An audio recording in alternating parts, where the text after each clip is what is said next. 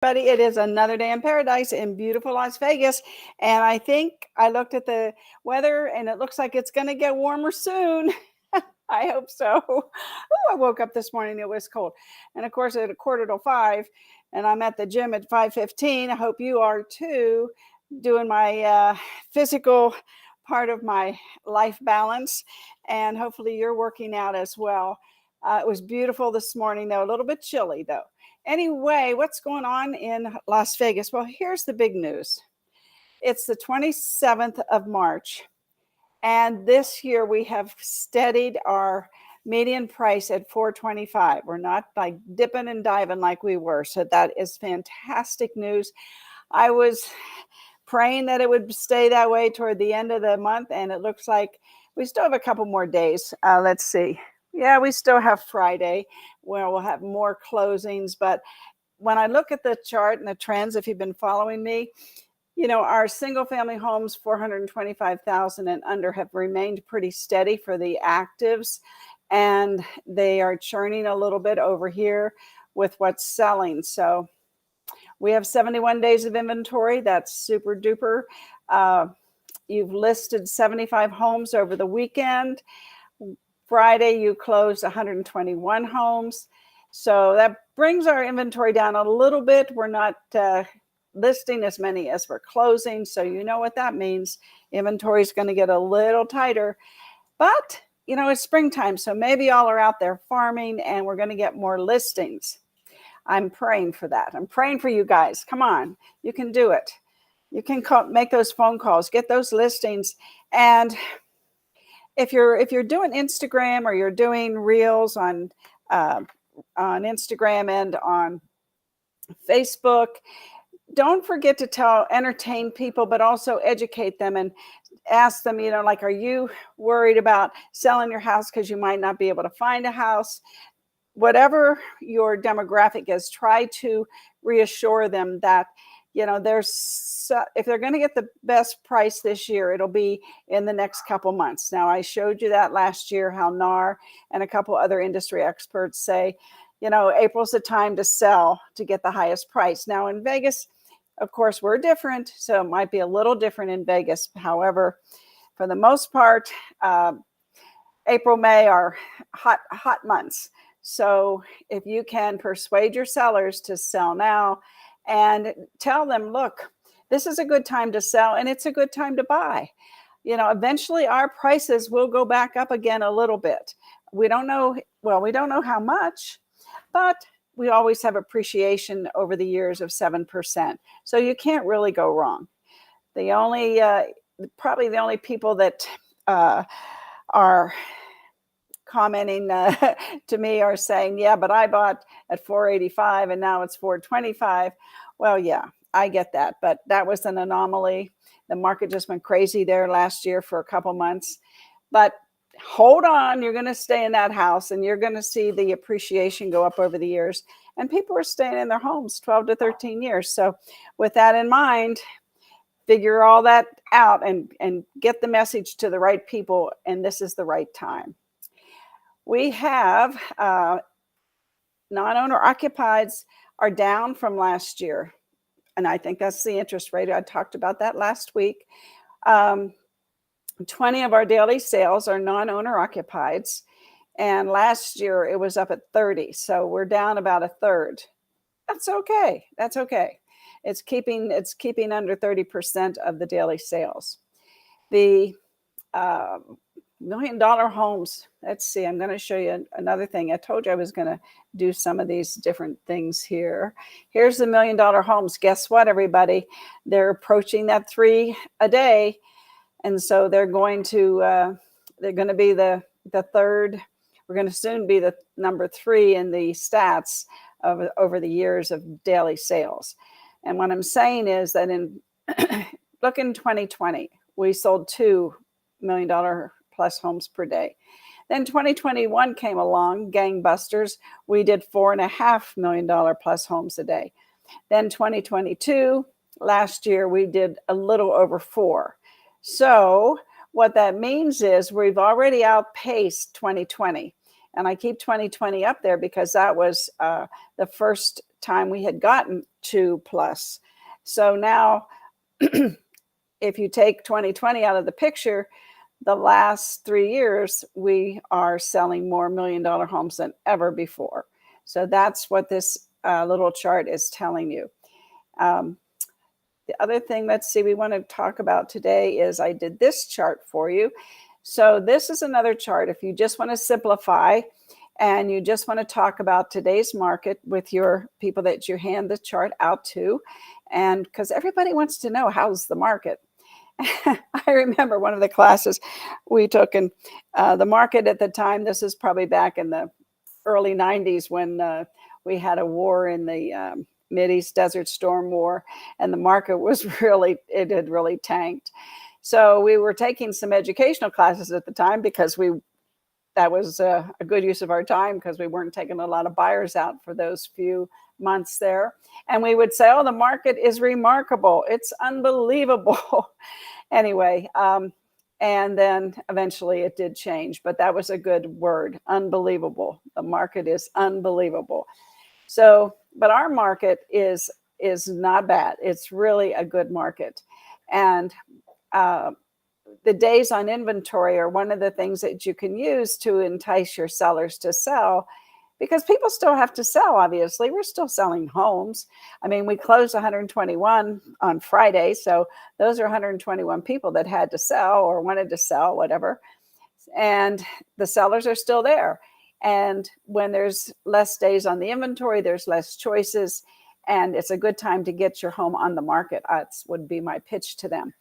And then, of course, 27% of the market is the 425,000 and under. And that's a good number. That's a good number. Almost a third of our market is medium price. And so the medium price is right in the middle, right in the middle there. That's the sweet spot. So let's see what else I wanted to show you today. I have a class today. As you know, you see the trailer going across there. We have a CE class today. So I'm talking a little bit fast so I can get there by 10 o'clock and not be late. Anyway, I wanted to show you this.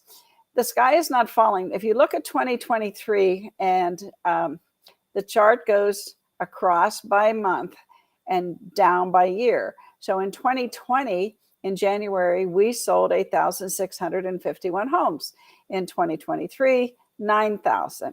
If you look at 2020 again, February was 8,272, and last month was 8,076.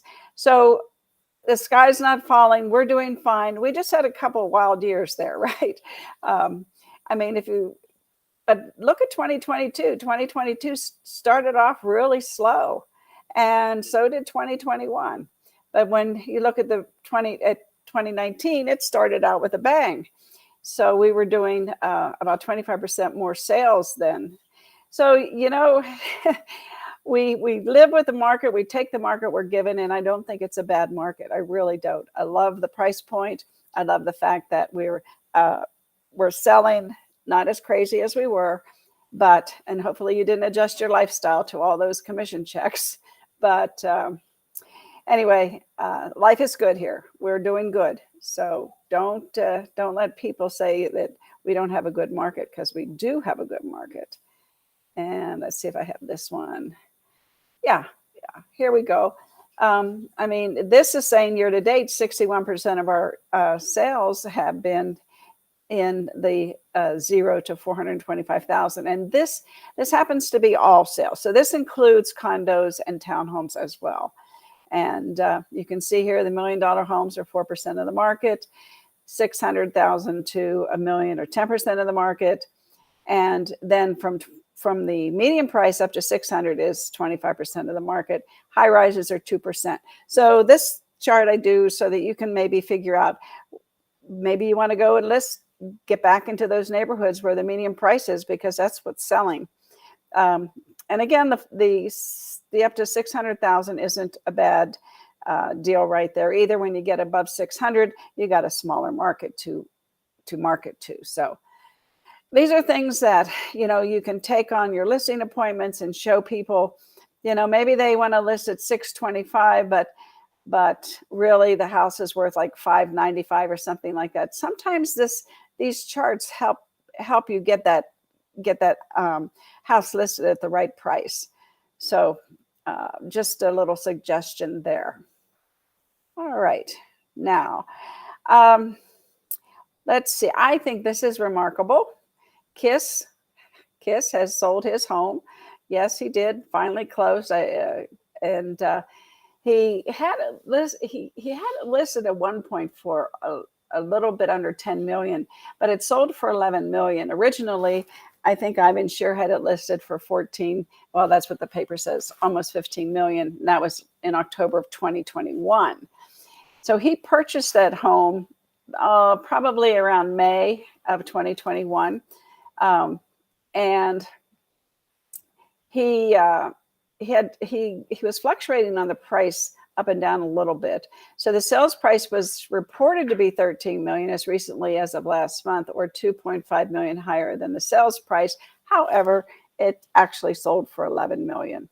So he declined to comment on the sale. He said he was busy as usual, and he's 72 years old. He's the old rock icon and co-founder of Kiss, and he hosts a VIP takeover of the Rio from May 5th to May 7th, and the resort home to Kiss by Monster Mini Golf and World Museum attraction. So that's the VIP takeover of the Rio. And then Simmons and fellow Kiss bandmate Paul Stanley are set to open the Rock and Brews at the Strat this year.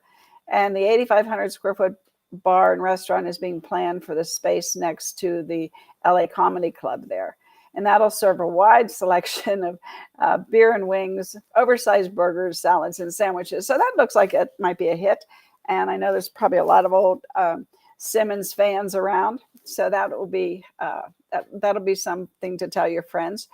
And I'm bringing some of the news today because people are wondering, oh my gosh, I need things to talk about. You can do 5-second, 30-second, 90-second short reels about some of the things that are going on in Vegas. And this is one of the things that people, might want to watch you and say, wow, this person's really keeping up with what's going on in Vegas.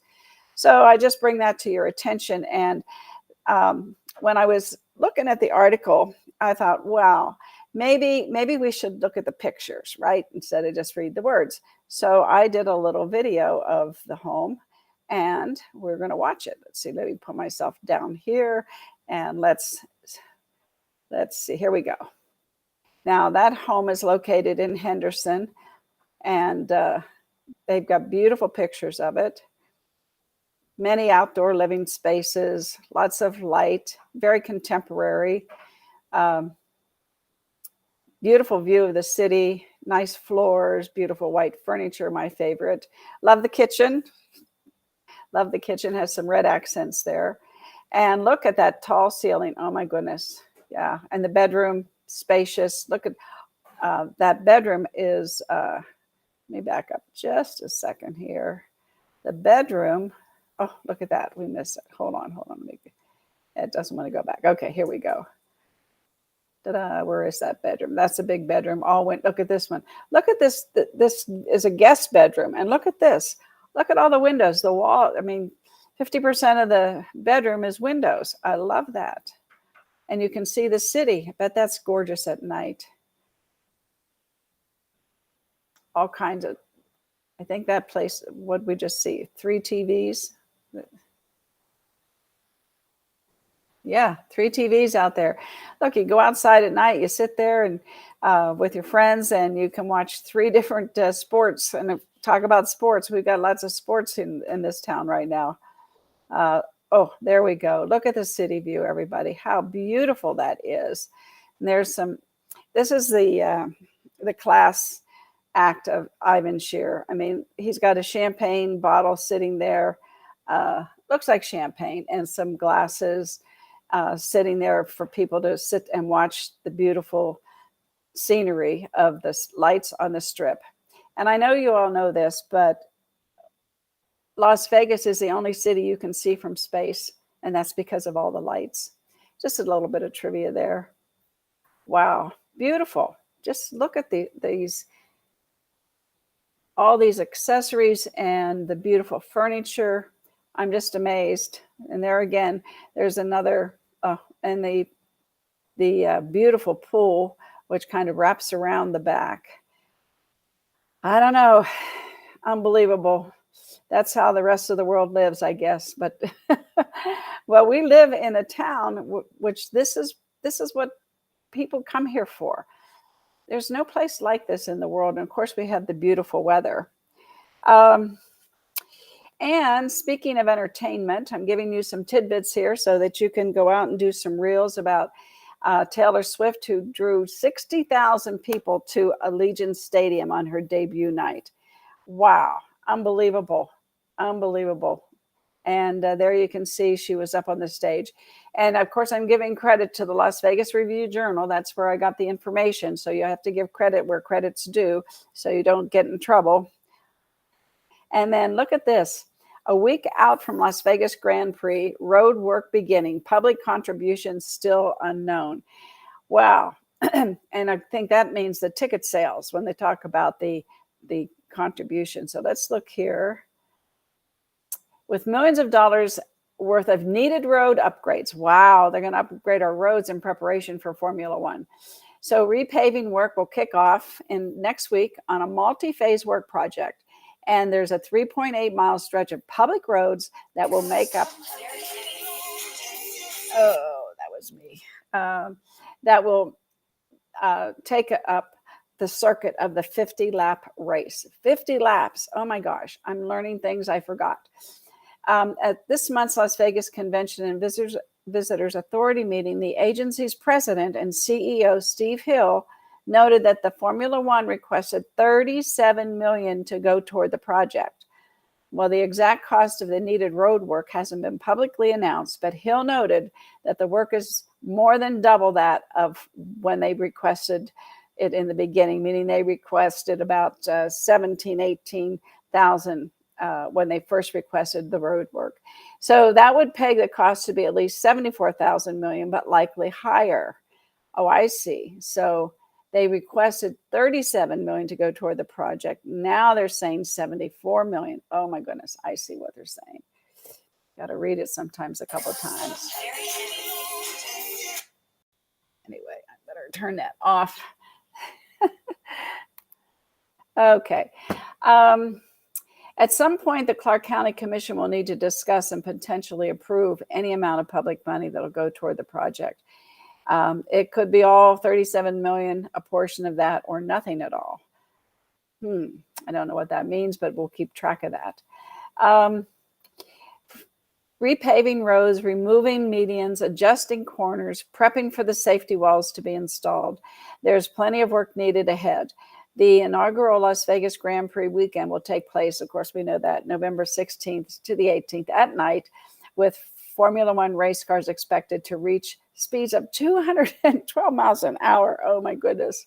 Oh, my goodness.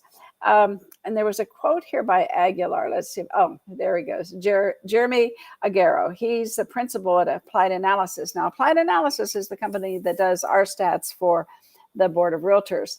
And he noted that the Las Vegas Grand Prix will result in $1 billion of revenue that weekend. And even if the fund of 37 million investment by the county is voted on, it still seems like quite a worthy investment. I would say so too. I would actually think that that's a great return on investment.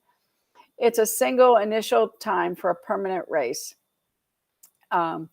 And so, yeah, the investment is well worth it, but the exact number they will need to work out with the county. Well, I'm sure they'll work it out. I'm sure they'll work it out. We are not shy when it comes to understanding return on investment in our great city and all the venues that we have. So I remember the Allegiant Stadium when they were just putting that in front of the commissioners and voting on how the billions of dollars that was going to cost. And of course, they came up with all these different venues. They said, we'll fill the stadium all the time. It'll be filled 52 times a year for various events, and it will be a revenue generating venue. And of course it is. You know, they didn't lose money. So, and that's just one example. And that bringing a national football team here, that was something that had never been done before, obviously, and building that huge stadium, and all because we have a great government here, and they believe in the city, and they're not afraid to spend money because time and time again, the city makes money and grows and becomes the destination spot in the world. So I'm sure that they'll get their money. Um, and again, that's something else for you to show people what's going on in Vegas. So we've got Kiss's house selling, we've got Taylor Swift, and we have the Formula One, which look at that beautiful picture. Yeah, so look at all these great things that you have to do little videos about, and you can rinse and repeat them. You know, LinkedIn would love this type of uh, entertainment venue uh, in their posts and articles. Do little videos, post them everywhere. And when you talk about entertainment, you don't have to adjust it to your audience like you do on some platforms sometimes. This is, everybody loves entertainment. So you're providing not just inspiration, not just education, but you're providing entertainment. And so you're appealing to that, oh, look what's going on in Vegas. And of course, I mean, everybody loves Vegas. So just going to wrap it up today. We're going to do the class, new homes versus resales today with Jimmy Dague. It's a great class. And I just had a couple phone calls before I started my show, because originally today was supposed to be negotiating tactics. However, we had a little issue with the division and we had to work that out. And so it was worked out, and we will be doing our negotiating class. We'll fit it in there. I'll talk to Jimmy because I've had so many requests for that. And we will let you know via our email campaigns when we're going to insert that into our schedule. But in the meantime, this is a great class. New homes versus resales, like you heard me say last week, we didn't do this class for over a year because they weren't paying us, or they were paying us very little. Now the new homes are paying us. And of course, we want to see how they stand up against the resales. So, because now there's a bigger price gap, right? I mean, the resale price went down. The new home price didn't go down, but they are offering a lot of incentives.